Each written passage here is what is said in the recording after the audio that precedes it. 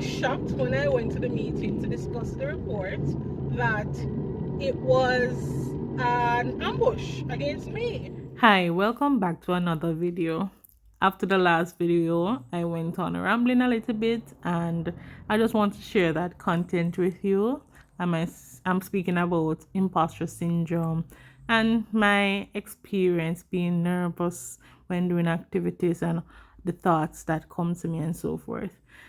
So please enjoy it. Forgive me for not having that intro and outro. Even though every day I suffer from imposter syndrome, like because why am I using indicator to run a foot? Yes, because I am young, because I know that I'm gonna get this judgment or that the prejudice is there. Sometimes I have imposter syndrome. I remember one time. This was one of the worst experience ever.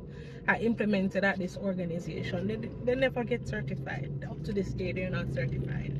The management commitment was not there, and I kept bringing it to management. Hey, we're having this issue. We need to meet. And management would not meet with me. I would send email and make phone calls, and we'd arrange meetings. We'd arrange phone call meetings. Person would avoid me. Management would avoid me. I would go to the office, sit down and wait. Management would not turn up back. So I was having a lot of issues because the managers within the organization weren't doing what they were supposed to do, and top management wasn't intervening nor even giving me the opportunity to say that hey, we're having this issue. So it got down to the point where I said, you know what, let us do an audit to show where the system is, to show that much is not going on because they're not doing what they're doing. And that is typical to do, just to highlight the issue so we can get persons to pull up their socks and say, all right, let's get ready. The audit showed that there were things outstanding. But I was shocked when I went to the meeting to discuss the report that it was an ambush against me.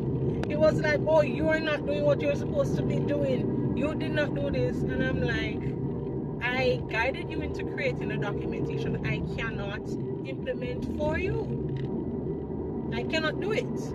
I do not work in the organizations. I do not produce records for you. You produce records for yourself. Therefore, you have to implement it. And I have been requesting management's attention about this issue for how long? Anyway, management turned around and looked at me and said, did you do a lesson plan to ensure that the managers within my organization know how to do it? I'm like, yes, everyone was trained in these procedures. It's just that they have not attempted to do it. But anyways, back and forth, yada yada. Moving on. I don't want to open up that wound, but the point is, for a year after that, I suffered from imposter syndrome. I sat down and I replayed the whole implementation for years. Now mark you, I have implemented in over 20 companies food safety and quality at that time, and so doing it so many times, you kind of would know how to do it, right? And at this point it was like 7 years or so in that I was doing it, and I am like, what did I do wrong? Did I not do this? Did I not know how to do that? And I contemplated. I'm telling you, for a year. When I was doing other jobs, I doubted myself constantly because I must have done something wrong. But at the end of the day, I look back on it because attempts were made several times after that, before that too, and it was just an organization, lack of management commitment thing. And sometimes you cannot walk management to it, you cannot walk an organization to it. So I do feel it for persons within the organizations that have poor management commitment. But yeah, I do suffer from imposter syndrome. Every single time I go to do another audit, I feel it, because an audit is different from a training, in that a training, you are the one going with the information and you are the one sharing information. In an audit, you are assessing a system that you don't know. So you are going in, trying to learn their system, and then assessing their system against the standard and say to them, oh, your system is conforming or it's not conforming. So every single audit I go in fearing that, oh, I'm not good enough, I am not competent enough, I don't know what I'm doing. Will they see right through me? Will they see that I'm a fraud? But in the middle of the audit, when you realize, oh, I understand this process a little more now, I feel comfortable and competent again. And then by the end, when I think I've added value to the organization, I'll give myself a little pat on the shoulder and say, yeah, you didn't do too bad, you added value to the organization. One of my things is, I think audits should be value added. I do not believe the auditee should be more confused than before I went there. I believe that I should add some value, some clarity. I should be able to guide them to understand why they are not conforming to the requirements of the standard, and so they can make decisions on how to make their organization better. But yeah, imposter syndrome is a thing, and that is something I face every day. When I go on the trainings, people come up to me afterwards and they're like, oh, you're so young and the training was so good and so forth. And they don't know that it is at the end of the training, at that point when they're like, oh, yes, we enjoyed the training and it was clear and so forth. That is when I started to feel competent again. Because for training, this is not as bad as audit for me, but in these trainings, I know the judgment. Like when I enter the room, sometimes I just walk in and say good morning, and these persons are seeing me for the first time. They don't know who I am, so a lot of persons will come and think I'm participant. Because a lot of the time the participants are older than me. And I'll go to the front of the class and start setting up and so forth. And I can't see them looking. Then when we're ready to begin, I'll introduce myself as a trainer. I know in their minds you're like, can this girl give me anything that I don't know before? But I am very happy at the end when they say, oh, we learned a lot today, and I am excited now to go and apply it in my organization and so forth. I am very happy. One of my favorite things to do is training. I love to train. I love to impart knowledge. I love to learn too. So that is one of the reasons I like auditing, but not as much as training. I like auditing because I think I learn the most when auditing. But yeah, this is just me rambling as I journey along. But I do, let me slow down. I do enjoy my line of work. I don't regret it one day. I think one of the main challenges I have right now is I am like, what next?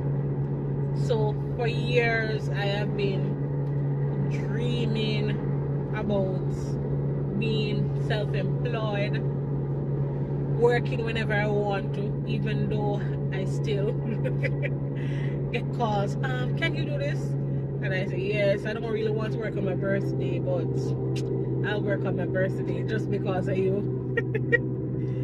But I can say I don't want to do it if I don't want to. And that's one of the beauties of being self-employed. So both my husband and I are self-employed now. And we can just take a day and say, let us go out with our baby girl and we'll just have fun.